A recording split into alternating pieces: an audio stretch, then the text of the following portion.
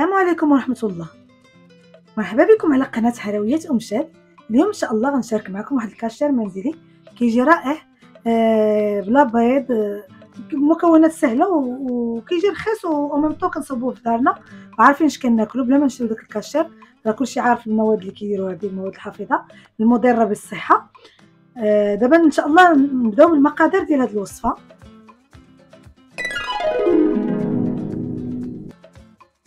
غنحتاجو نصف كيلو ديال صدر الديك الرومي او صدر الدجاج اللي عندكم، واحد كاس ماء بارد، نصف كاس نشا الذره او مايزينا، عندي هنا ملعقه صغيره بابريكا غير للون، نصف ملعقه فلفل اسود او بزار، عندي هنايا واحد الخماره كيميائيه، خميره كيميائيه وحده، هنا عندي واحد ملعقه صغيره ديال بودره الثوم، هنا عندي واحد 2 معالق كبار ديال زيت الزيتون، اللي ما كاين زيت الزيتون ديروا الزيت العادي اللي كان، هنا عندي واحد مكعب ديال البنه ديال الدجاج، وهنا عندي الملح حسب الذوق اللي غتحتاجوا ان شاء الله على حسب كل واحد والذوق ديالو في الملح. نبداو دابا على بركه الله طريقه التحضير.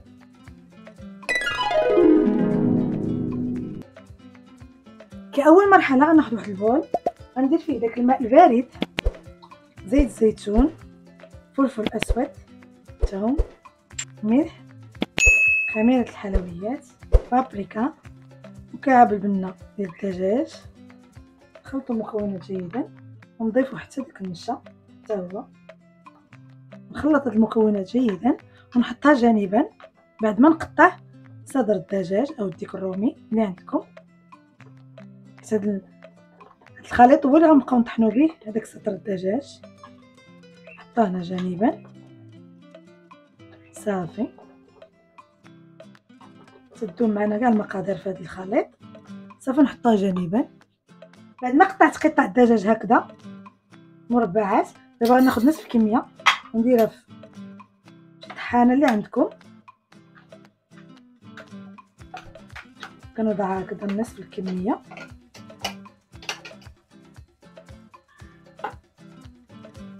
الخليط اللي صوبنا حتى هو غناخذ منه واحد الكميه نصبو معاه ونطحن، نبقى نطحنوه حتى تكون معايا كفته. النصف الاخر حتى هو غندير ليه نفس العمليه، وغتشوفوا معايا ان شاء الله شنو غندير من بعد.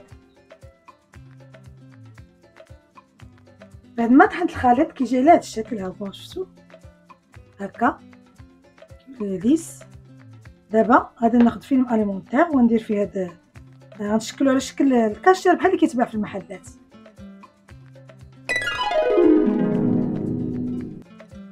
غنحط الخليط ديالي في الفيلم اليمونتير هكذا على شكل بودان، تقدروا تستعنوا بشويه الزيت ما تبقاش تلتصق معكم هذا الخليط.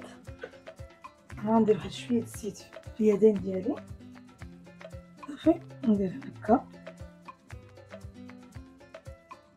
على شكل بودان بحال ديال الكاشير نيت كيتباع في المحلات.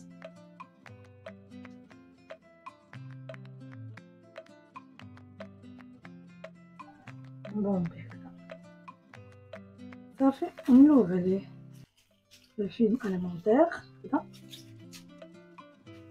نبقاو نقرصو فيه هكايا، ندوروه نلويوه، نبقاو نلويو الفيلم اليمونتير من جناب حتى من الجهه الاخرى حتى هي.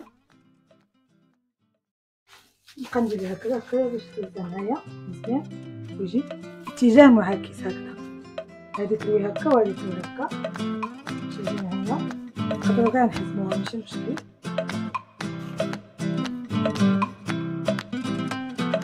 تماما بحال هكا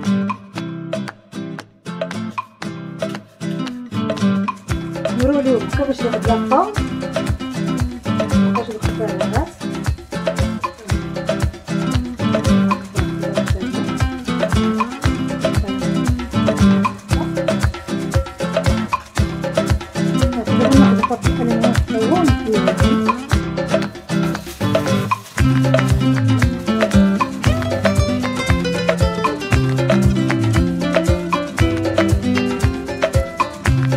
دابا ندير ان شاء الله نختار معايا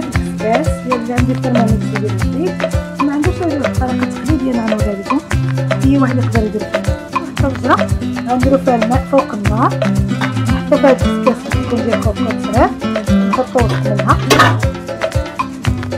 بعد ما حطيت الكسكاس هكا مقلوب متحطوش هكا على وجهو حتى مقلوب هكا باش ما يلامسش لينا الكاشير ما يلمسش لينا غير يتبخر. هذه طريقه تقليديه ما كيف قلت لكم اللي عنده ترموميكس او اللي عنده شي بخار كهربائي او الكسكاس ديال اللي كنديرو فيه الكسكس راه تقدروا ديروها. هذه طريقه عمليه صافي نحطوه هكا فوق الكسكاس ونقفلو عليه ونخليه شي مده شي ثلث ساعه هكا 20 دقيقه تكون واجد معنا ونتلاقاو ان شاء الله مع الشكل النهائي. صافي هكذا غيكون طاب معايا الكاشير. صافي دابا غنطفي عليه الماء ونزولو ونخليه حتى يبرد باش نوريكم الشكل النهائي ديال الكاشير اللي صايبنا في الدار ان شاء الله.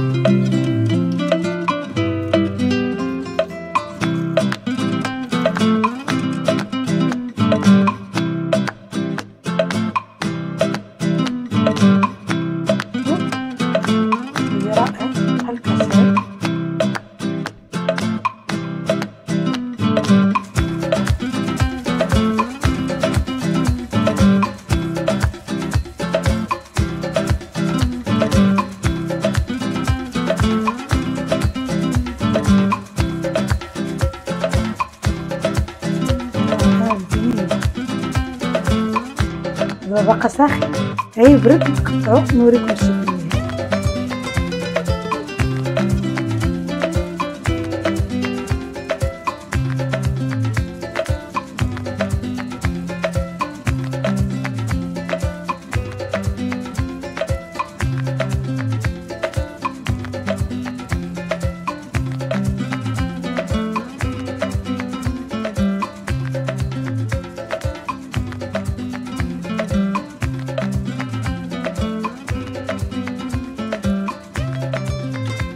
كيفاش كيجي زوين بحال الكاشير كيطلع جاهز. شوفوا كيفاش كيجي جميله جدا. شوفوا كيجي لذيذ بزاف. كنتمنى الفيديو ديالي اليوم يعجبكم ويعجبكم هذا الكاشير ان شاء الله وتوجدوه ان شاء الله في المنزل ديالكم. والى اللقاء الى فيديو اخر. اللهم يسر.